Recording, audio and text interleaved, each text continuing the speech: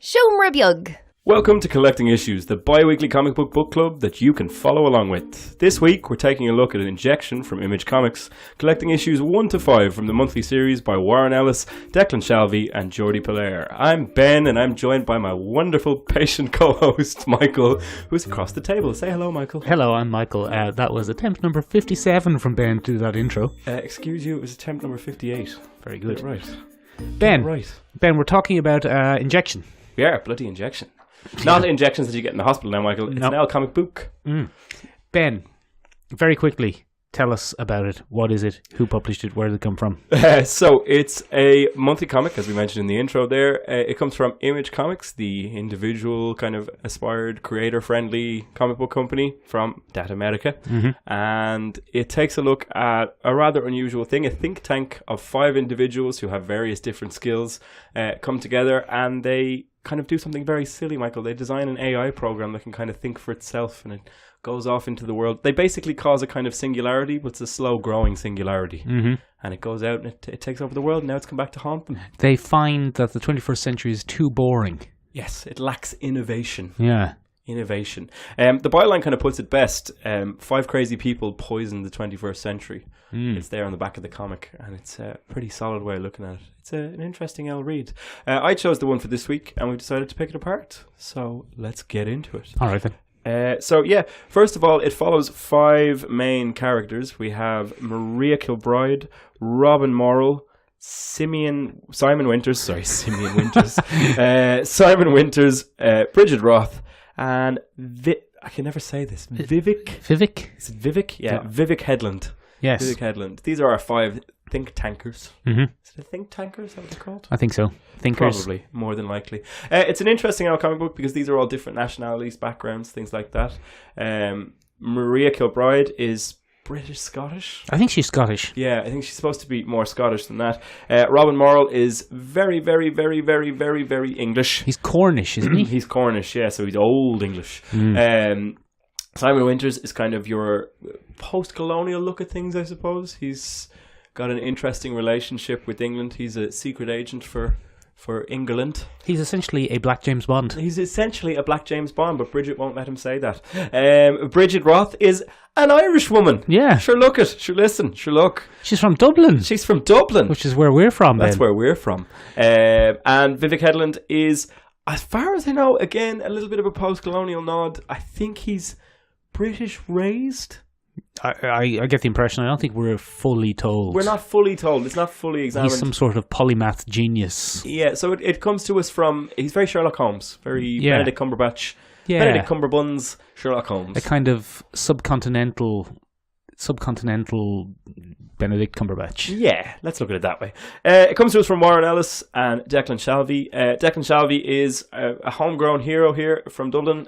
He's a comic book artist, and he does some great action work. Michael and I found him for the first time on Moon Knight, where he worked with Warren Ellis on the reboot. Yes, back he did. in 2011? Which is quite a long time ago now. 2011 is quite a long time ago now. Almost as old as us. I'm just kidding. But overall, it turns out that this was written specifically for Shalvey. I didn't know that. So there's a fantastic interview available on the YouTube with the Science Gallery here in Dublin, and they had kind of a special launch guest lecture, I suppose you'd call it, for the first issue of Injection. And he enjoyed working with Warren Ellis enjoyed working with Declan Shalvey on Moon Knight so much that they kept up quite a friendship, and they came up with this story together. Bridget Roth was written specifically at Declan Shalvey's request. Really? He wanted an interesting Irish character that didn't play to stereotype. Right. Because she's black. She's black. She has a side shave. She has a side shave. She doesn't have a silly accent, and she's not written with a silly accent. That's very important.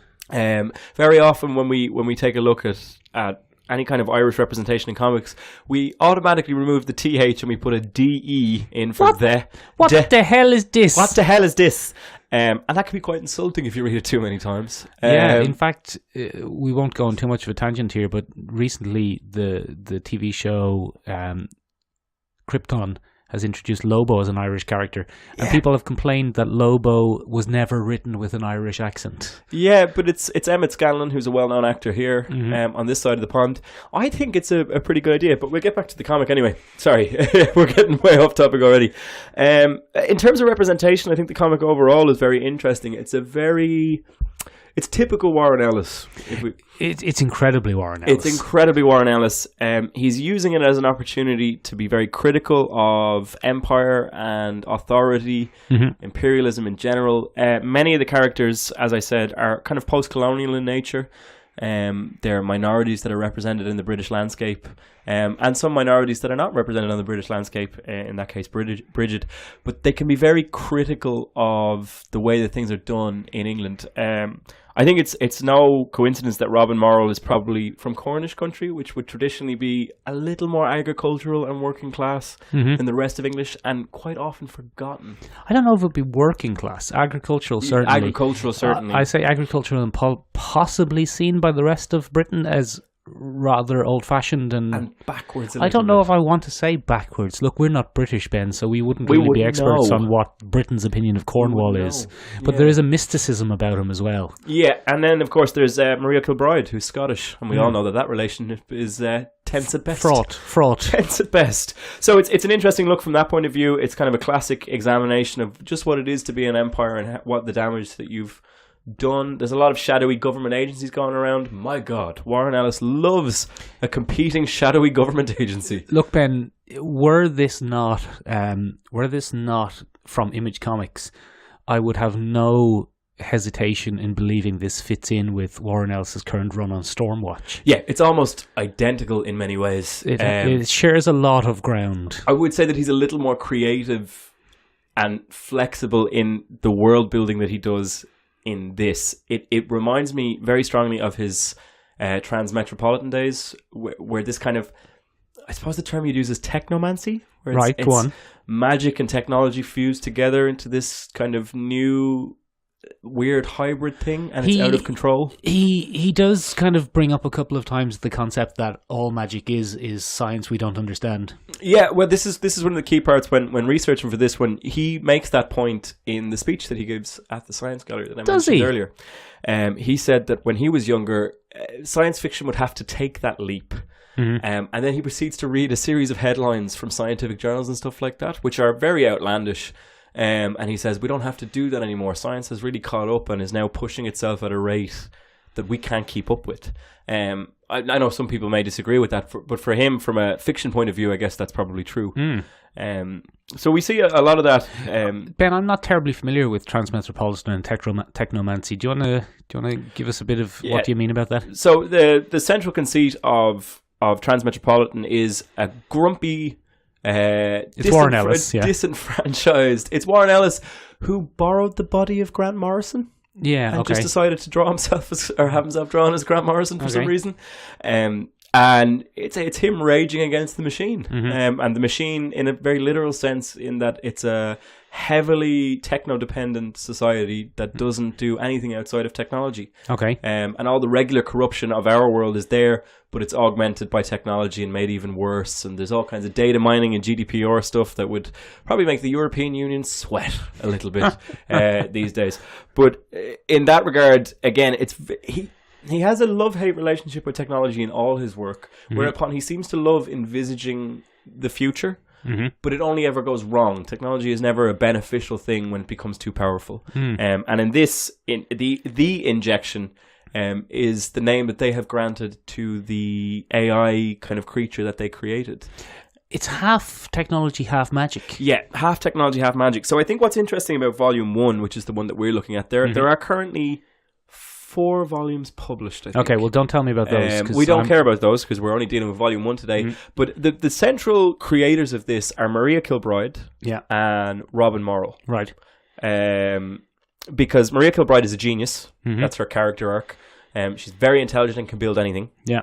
And Robin Morrill is a cunning man. Yeah. So a cunning man is a fascinating concept, and I had to do quite a bit of research on it to figure out what it is.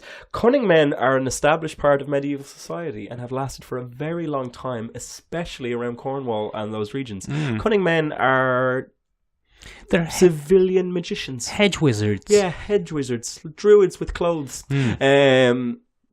And they are actually a really established thing. His whole family in the book has died in service to a thing called the Breakers Yard, which is kind of a government agency that looks after the other world. Government-based Ghostbusters. Yeah. He refuses to accept the fact that he's a cunning man throughout Volume 1. He says, no, I'm not. I'm not a wizard. I'm not anything. I don't do anything. But he is. He is. He's not a liar. He's a bloody cunning wizard is what he is. But they were a fascinating concept. But anyway... They basically the four logical characters in this: Bridget, Vinnick, Maria, and Simon. I disagree with you there. I think Robin is very logical as well. I think Robin understands that magic is just science we don't understand. I think he looks at magic in a very analytical way. Yeah, he does. That's fair enough. What I find interesting about it is he's the one that brings the AI singularity to life. There's only so far understood science can take them, so they build this construct that can do everything they want to do. Bridget's a computer genius, so she can do that. Vinnick is a fantastic strategist. Yeah. And he helps them to build... And a bit of a knobhead. And a bit of a dick all round. He actually has... it doesn't matter. We won't go into Volume 2. And then Simon is just great at reaction. He's a very, very wonderful adapter to things. He's a good planner and adapter. And these 5 people come together and it's the cross-cultural... I can't remember what it's called. The cross-cultural contamination unit. Contamination unit. And it's basically to stop incursions from bizarre, otherworldly things. But Ben, there's a twist. There's a twist. They've mostly caused it. Yes, it's their fault. Because they were bored. I think that's one of the most fascinating arcs that we get to see throughout the thing is Maria Kilbride's one. She really has a Victor Frankenstein complex going on where she's created this beast that she has to tame. And she's killing herself in the process of doing this because it's remarked by several characters as how does she find the energy to do this? Where does the drive come from? And it's later revealed that it's because it's all her fault. She feels unspeakable guilt towards it. Ben, speaking of connections to Warren Ellis's past works, did you feel a huge number of links and similarities with Planetary? Yeah, see, I'm not a huge Planetary guy, so you're going to have to help me out on that. Well, one, Ben, let me just bring up the Planetary field team. The Planetary field team is Elijah Snow. He's a centuries-old genius leader who wears a white suit and has a bit of a limp. Maria Kilbride is a Scottish lady. Elijah Snow in a lot of ways, at least in this volume. I don't know where this goes. I've read all of Planetary, but I don't know where this goes. Yeah, but there's a lot of parallels. Yeah. Ambrose Chase is a dual gun wielding black guy in a white suit who, I mean, just visually looks a little bit like Warren Ellis. Is Warren Ellis black? No, but Simon looks a little bit like a black Warren Ellis. Oh, does he? So I don't know if that's a strange. Simon shares a lot visually in common with Ambrose Chase. Okay. The drummer in Planetary is a kind of techno magician who can read the vibrations of reality. So it's like the shaman from... Oh, the doctor from... Yeah, well, I mean, the doctor from The Authority is the one who said the famous line, all magic is change. Yeah. And, you know, that comes back to Simon as well. Simon is like a more modern English version of the drummer. And then Planetary is about a field team that deals with these incursions. That deals with the archaeology of the impossible is the way they say it. Okay. You see, I've always enjoyed Warren Ellis's work. I think Warren Ellis is a bit much as an actual person. Oh, yeah. He's a bad bloke. But I think... I wouldn't know if he's a bad bloke, but I find him very arrogant. I don't know if I'd say arrogant, but he's just a bit overwhelming and he talks a lot of waffle.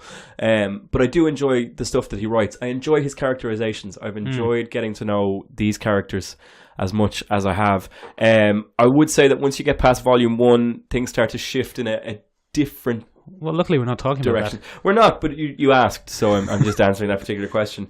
I think, like I said, one of the things that fascinated me most was the post-colonial elements of it, where Vinnick, Bridget and Simon have a very close relationship compared to Robin and Maria because of the fact that they're all not white, first of all. And second of all, they're all... I imagine they all have a tense relationship with working for the British government. What I find fascinating is Simon and Bridget's relationship, how well they get on with each other, despite the fact that they really shouldn't. He's a government agent in full authority, and she's an Irish citizen. It's a very unusual... And a bit of a rogue hacker. Trinity College is represented in the L comic book as well, which I find very funny. Ben, just to divert us there on that topic, it is the best comic book representation of Dublin I've ever seen in my life. Yeah, it's the most accurate one ever. Yeah, it's incredible. I was reading it going, did Warren Ellis come and take photos? And he didn't draw it, did he? It was Declan Shalvey, who grew up in Dublin.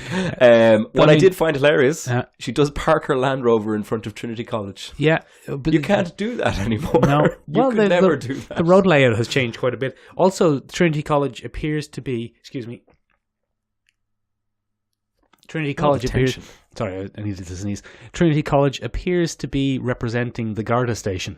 Yeah, what was that? They go into the Garda station, but it's the front gate of Trinity College. There was a little bit of Pearse Street as well. It's in there. Pearse Street Garda station is there. The Longstone pub is there. The Longstone's gone. That's gone now. Yeah. So it's interesting. I don't think the colorist, Geordi Bell, I don't think he or she, I don't think he's from Dublin because he accidentally colours a Garda van yellow. Oh. And it should be white. Oh. But other than that, spot on. Just speaking of Declan Shalvey and his art, we get more of his fantastic action art. The man knows how to draw action in a comic that sucks you in. We get that awesome scene with Simon and the two terrorists. And the way that man draws violence. Oh. I think that it's the perfect, and pardon my hyperbole, Ben, it's the perfect combination of story and artist.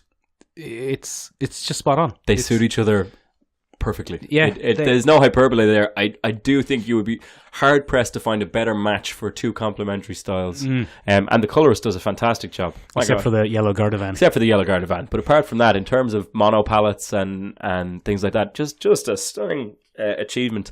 Ben, you love a teal. I love a teal. And the cover, Michael, the cover. For anyone listening at home, you can just look at the cover. It's look teal. At all the teal. Yeah. Teals and greens. It's very cold palette. Which I love a cold palette. But clearly Declan Shalvey's strengths are action scenes, real world esque characters. Like he famously did the Moon Knight in the white suit. Yeah. Who there's echoes of him in Simon Winters. Yeah, absolutely. And a strength of his is clearly different characters with different ethnicities who they're not caricatures, but they're clearly visually distinct. Yeah. And he has a bit of a knack for real world buildings.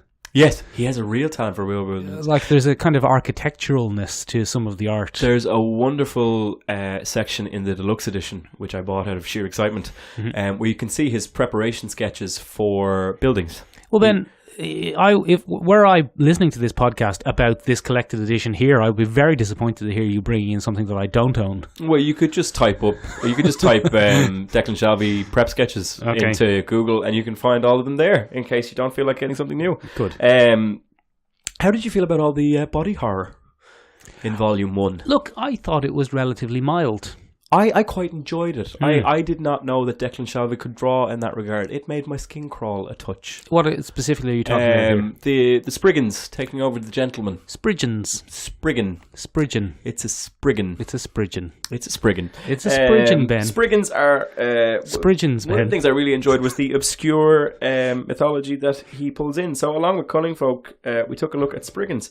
And Spriggans, and I have a quote here. Yeah, you're going to have to do a Ben's Retractions next week, unfortunately. The Spriggans are found only about the cairns, quoits, and comlix, burrows, or detached stones with which it's unlucky for mortals to meddle, a correspondent writes. This is known that they were a remarkably mischievous and thievish tribe. If ever a house was robbed, a child stolen, cat carried away, or a building demolished, it was the work of the Spriggans. And this was from a collected edition of Mythology by a man called Robert Hunt.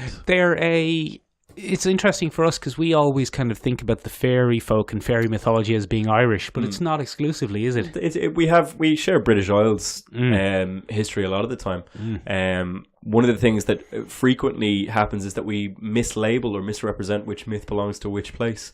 I think in terms of Scottish-Irish mythology, there is a lot of overlap between the two, Whereas Welsh mythology and especially Cornwall mythology and etc., it would all fall under Celtic schools, but it would be quite different. Welsh mythology is its own monster, but it's interesting to see him dip in and out of these.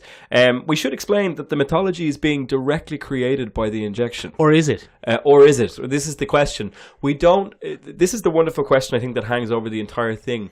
Is it a singularity event, or is it magic getting revenge in the 21st century in the only way that it's been given a vehicle to do so? I think one of my favourite sequences in the comic is where Robin Morrill is sitting in the hotel room and it slowly transforms into a mythological scene. Very good. While he's on the phone. And what I loved about it was the energy of the scene where he's slowly adapting to the room while also having the conversation and trying to seem normal. Because he never admits that he can actually do these things. He's a wizard in denial. Well, as you said earlier, he's a wizard who approaches it from a scientific background. He creates the anatheme sword for Maria Kilbride, which is a piece of technology that disrupts magic based on vibration. It's cool, though. It's very cool. I want one. And well, you can probably find a copy of it somewhere. Look up Betsy. Will we build an anatheme? Why not? Yeah, but an anatheme is a famous thing. It is the ritual knife of protection. You can find them in lots of different cultures. He mentions this as well. But there are many famous swords. It's vital in the backstory of Warhammer 40,000. Is it? They carry big old swords all the time. All the time, and there's one that causes the heresy, the big defining act of Warhammer 40,000's background. Yes. I didn't know that. No. Well, now I do. Now you do. But yeah, overall, I think it's a great fusion of... I enjoy anything with mythology in it, as you know, Michael, and I think it's a great fusion of science meets technology, and it kind of addresses a lot of the pressing scientific things that are at the forefront of people's minds. As I said, I think the real strength is in the art and the human characterization. I know there may be echoes of the Authority and Planetary and Planetary like specifically. That. Planetary specifically. I would hazard a guess those fade as time go by in the series, but I could be wrong. But I like how he characterizes people. They're very flawed and yet very likable. We've mentioned before how difficult it is to write a flawed character that is likable and not someone that you just don't want to be around. And he manages to straddle that quite well. Warren Ellis always straddling things. But yeah, he seems to do a fairly good job. In terms of some random symbolism that I couldn't really figure out while we were reading. Go on. Sandwiches. Yeah, there's lots of weird sandwiches in it. There's lots of weird sandwich references. If anybody knows what the sandwich thing is about, because I looked it up. Right. And I can't seem to find anything. It seems to be... I don't know whether it's... Go on. Go on. Is it that the injection, the thing that's messing up society...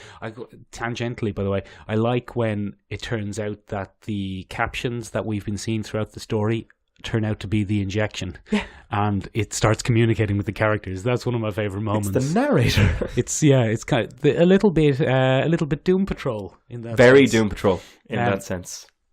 Sorry, what was I saying? Sandwiches. The sandwiches. Are the sandwiches being so strange and weird?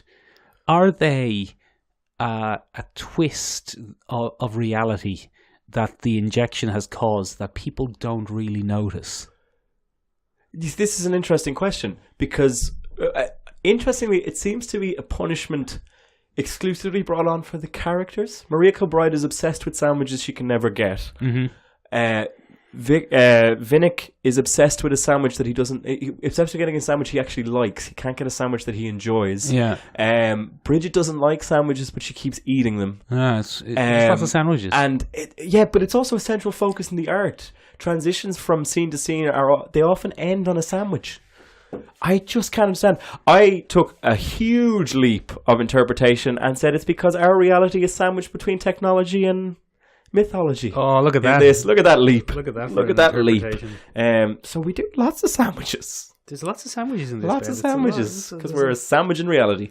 But if anybody knows what that is, could you please let us know? Because I'm very, very, very confused. I really like Robin's woolly jumpers. Yes, he's very much an outdoorsman. Yeah, he's a man of the land. He's got woolly jumpers, a nice coat. I enjoy the way that Warren Ellis writes Robin Morrill. Go on. He's very mystic while hating being mystic. Yeah.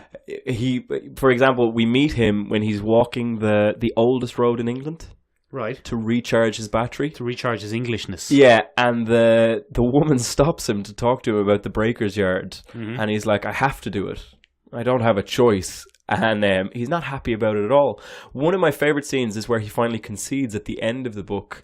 And he goes into full tradition and he engages with Wayland Smith, who's an ancient part of English mythology. Wayland Smith was kidnapped by a Swedish king and made to make the wonderful things that he makes.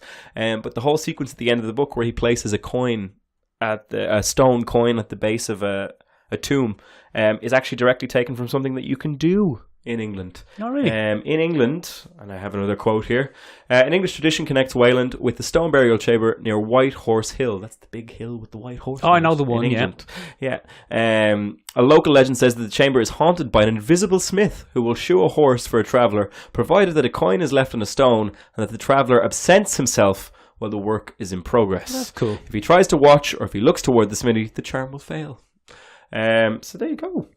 Did you think that I'm going back to the throwback that I said earlier about how they all kind of look like the Planetary? Yeah. They all look like Planetary in flashback.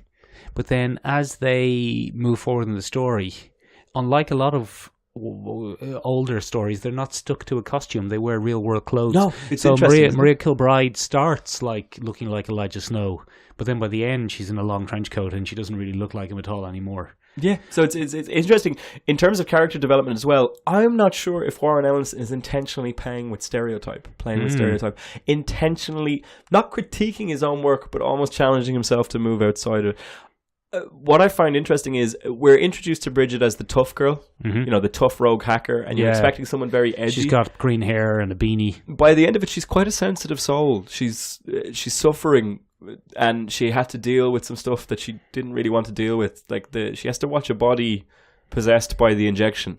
Talk to her, and there's a fascinating thing a little bit later, where she talks about how it manipulates vocal cords through vibration instead of using a speaker, which she finds really uncomfortable. And you realise that she's the youngest of the think tank, and that she's suffering quite a bit. And it's the same with Simon. He might be James Bond, but he feels the work a lot more than James Bond would. It's not easy for him to do. And then my favourite thing, I think, is that Maria Kilbride is a genius, but she's not at all happy about that.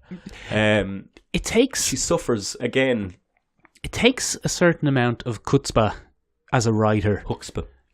Don't you dare correct me when you're still saying Spriggans. Spriggans and chutzpah. It takes a certain amount of it to write a genius. Yeah. It's essentially saying if you think you can write a genius, you think you might be a genius. He's being very careful with that because he just uses other characters to call her a genius. Yeah. He says she might be the only genius you or I meet in our lifetime. That's a frequent line that you hear from other characters. But no one checks in on her because she's a genius. Everyone thinks that she has some mystic plan, and she very often feels that pain. She's like, nobody gives a fuck about me. Everyone keeps talking about Robin because Robin is an alcoholic and has his own flaws and things like that. Robin, when he's introduced, he looks almost like Michael J. Fox in Back to the Future. He does a little bit. And then by the end of it, he's descended into John Constantine. Yeah, he is John Constantine. He's very John Constantine. Without the smoking and the swearing. I think he's probably a more realistic version of someone who's connected to the land. There's a far more shamanic quality to it. Well, yeah, he's connected to the land rather than John Constantine, who's much more demonic. Yeah. He's a hedge wizard to John Constantine's Satanist. I would like to see a fight. That would be interesting. Well, we've no indication that these characters, other than Simon, who's a spy, we've no indication that they're really combat characters. They're not superheroes.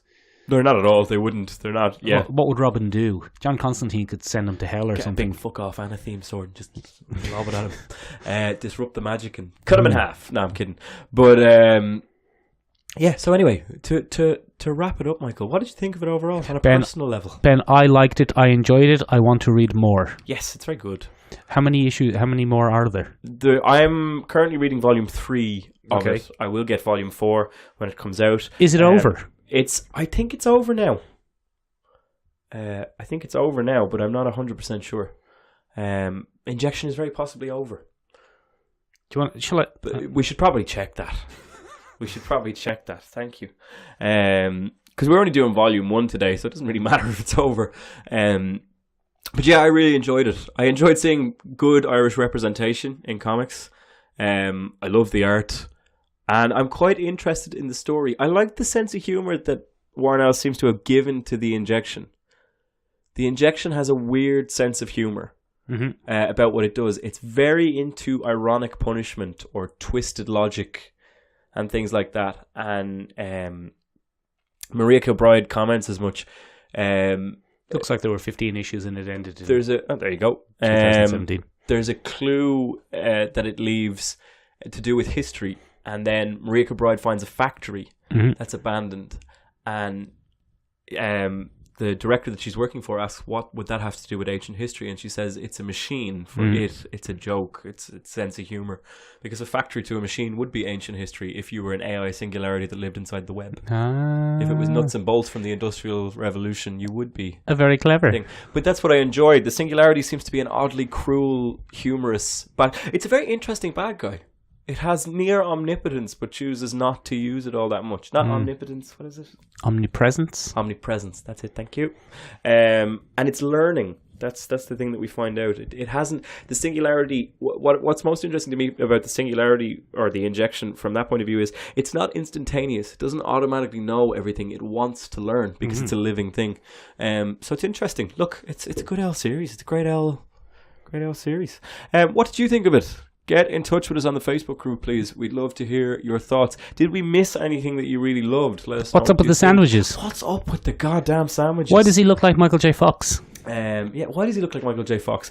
If you enjoyed Injection by Warren Ellis and Declan Shalvey, please check out the Moon Knight series that we've already mentioned. It is absolutely phenomenal. Yeah, it's very well worth reading. Planetary as well, volume 1 to 4. Again, strange, kind of mystical.